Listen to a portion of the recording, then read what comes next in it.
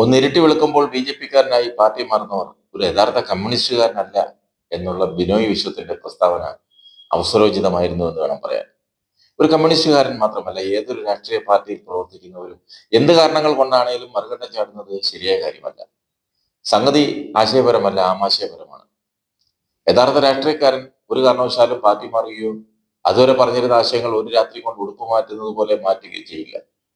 രാഷ്ട്രീയത്തിലെ കച്ചവടക്കാരാണ് ഈ രീതിയിൽ കളം മാറ്റി ചവിട്ടുന്നത്. ഈ കഴിഞ്ഞ ദിവസം തിരുവനന്തപുരത്ത് കഴക്കൂട്ടത്ത് CPM-ലെ ഒരു ഏരിയ സെക്രട്ടറിയും മകനും ഒന്ന് ഇരട്ടി വെളുത്തപ്പോൾ BJP പ്രവർത്തകരായി മാറിയതാണ് ബിനോയ് വിശ്വത്തെ കൊണ്ട് ഇത്രയും പറയിപ്പിച്ചത്. സത്യത്തിൽ ഇങ്ങനെയുള്ളവരെ പ്രോത്സാഹിപ്പിക്കുന്നത് ഒരു രാഷ്ട്രീയത്തിനും നല്ലതല്ല, ഒരു രാഷ്ട്രീയ പ്രസ്ഥാനത്തിനും നല്ലതല്ല. ഒരു രാഷ്ട്രീയ പാർട്ടി ഒന്നാകെ തീരുമാനമെടുത്ത് പുതിയൊരു തുരുത്തിലെടുക്കുന്നത് പോലെയല്ല ഒരാശയം പറഞ്ഞ് നാട്ടുകാരുടെ മുഴുവൻ മുന്നിൽ നടന്നിട്ട് ഒരു സുപ്രഭാതത്തിൽ ശത്രുപാളയത്തിൽ പോയി നേതാവായി കയറി വരുന്നത്. അത് രാഷ്ട്രീയ കച്ചവട തന്ത്രത്തിന്റെ ആദ്യപാഠം മാത്രമാണ്. രാഷ്ട്രീയത്തിലുണ്ടായ അപജയമാണ് ഇതെല്ലാം ചൂണ്ടിക്കാണിക്കുന്നത്. എല്ലാ രാഷ്ട്രീയ പാർട്ടിയിലും ഇതുപോലെയുള്ള ഗുണഭോക്താക്കൾ വർദ്ധിച്ചു വരുന്ന കാലമാണിത്. ഇവനൊന്നും രാഷ്ട്രീയത്തിലെ ആശയം പറഞ്ഞ് പിണങ്ങിപ്പോരുന്നതൊന്നുമല്ല, മറിച്ച് ആമാശയ സംബന്ധമായ വിഷയങ്ങൾക്ക് വേണ്ട വകയുണ്ടാക്കുന്നതിൽ തർക്കമാണ് ശത്രുപാളയത്തിൽ എത്തിക്കുന്നത്. ഇന്ദിരാഗാന്ധിയെ ഭാരതയക്ഷി എന്ന് വിളിച്ച് ആക്ഷേപിച്ച് നടന്ന K. സുധാകരൻ ഒന്നിരട്ടി വെളുത്തപ്പോൾ കോൺഗ്രസിന്റെ കണ്ണൂർ നേതാവായി മാറി. ഒടുവിൽ വന്ന് KPCC-യുടെ പ്രസിഡന്റ് വരെയായി. PCC പ്രസിഡന്റ് സ്ഥാനത്ത് നിന്ന് ഇറക്കി വിട്ടാൽ BJP പ്രസിഡന്റ് ആകുമെന്ന് പറഞ്ഞാണ് ഇപ്പോൾ നടക്കുന്നത്.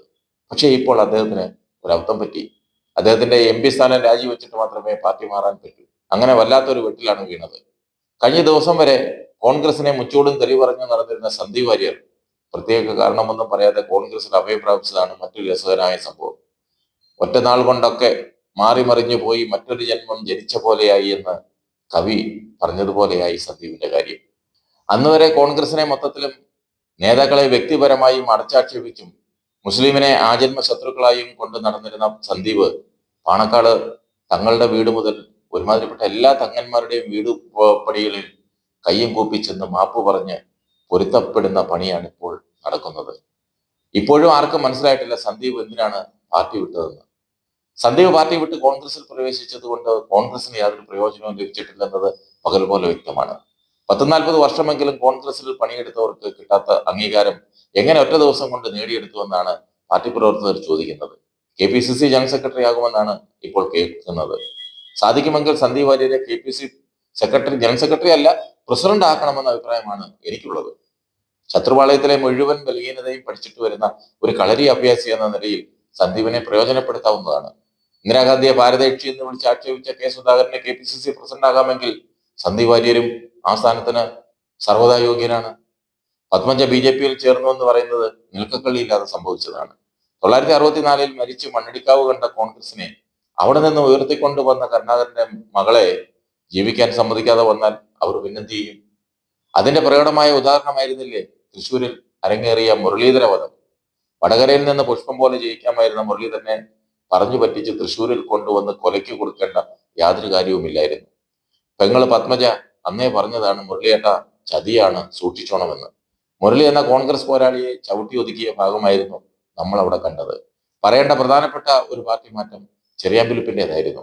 കോൺഗ്രസിൽ നിന്നുകൊണ്ട് ആ പാർട്ടിയുടെ നിയമസഭാ സ്ഥാനാർത്ഥികളെ മുഴുവൻ നിശ്ചയിച്ച ചെറിയാൻപിലിപ്പിന് മത്സരിക്കാൻ ഒരു സീറ്റ് ഇല്ലെന്നതിന്റെ പേരിൽ പാർട്ടി മാറി ഇടത് സ്വതന്ത്രനായി തോൽവി ഉറപ്പായ പുതുപ്പള്ളിയിൽ മത്സരിച്ചു. അതിന്റെ പേരിൽ KTDC ചെയർമാനുമായി.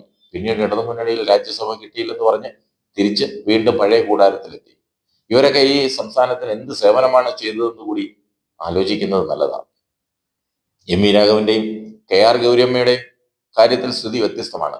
പാർട്ടിക്കുള്ളിലുണ്ടായ അഭിപ്രായ ഭിന്നതയെ തുടർന്ന് പുതിയ പാർട്ടി രൂപീകരിച്ചാണ് അവർ പുറത്തുപോയത്.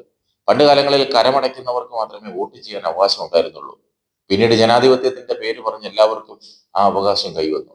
അതോടുകൂടി രാഷ്ട്രീയ സേവനം എന്നതിൽ നിന്ന് മാറി വ്യവസായം എന്ന നിലയിലേക്ക് വളർന്നു.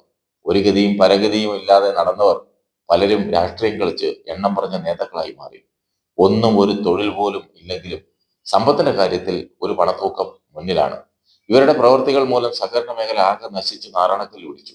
അതിനിടയിലാണ് മന്ത്രി MP രാജേഷ് ആദ്യം MP ആയി ഡൽഹിയിൽ കാലുകുത്തിയപ്പോൾ പരിചയപ്പെട്ട ചിലരുടെ കാര്യം പറയുന്ന ഒരു വീഡിയോ കാണുവാനിടയായത്. മറ്റ് സംസ്ഥാനങ്ങളിൽ നിന്ന് ജയിച്ചു കയറി വന്ന സഹപ്രവർത്തകരായ MP-മാരായിരുന്നു പരാമർശത്തിലെ കഥാപാത്രങ്ങൾ. അവരുടെ എല്ലാം ആസ്തി കോടാനുകോടിയായിരുന്നു. MP ആകാനായിട്ടുള്ള ചെലവും കോടികളുടെ പെരുക്കം തന്നെയായിരുന്നു. അത് വളരെ അതിശയോക്തി കലർന്ന ഭാഷയിലാണ് എം പി രാജേഷ് അവതരിപ്പിച്ചത്.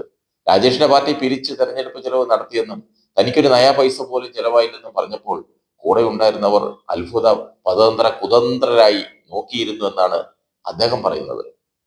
രാജേഷിന്റെ പാർട്ടിയും ഒന്ന് ആത്മപരിശോധന നടത്തുന്നത് നല്ലതാ.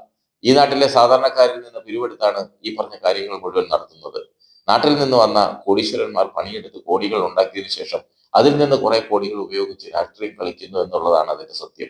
ഇവിടുത്തെ സ്ഥിതി അതല്ല. പിച്ചക്കാരായി വന്നിട്ട് കയ്യിട്ട് വാരി കോടീശ്വരന്മാരാകുന്ന അവസ്ഥയാണ് ഈ കൊച്ചു കേരളത്തിൽ നമ്മൾ കണ്ടുകൊണ്ടിരിക്കുന്നത്. അതിനുവേണ്ടി പണിയെടുക്കുന്ന സാധാരണ ജനത്തിന്റെ പോക്കറ്റ് അടിച്ചുകൊണ്ടേയിരിക്കുന്നു. ഇതല്ലേ സ്ഥിതി?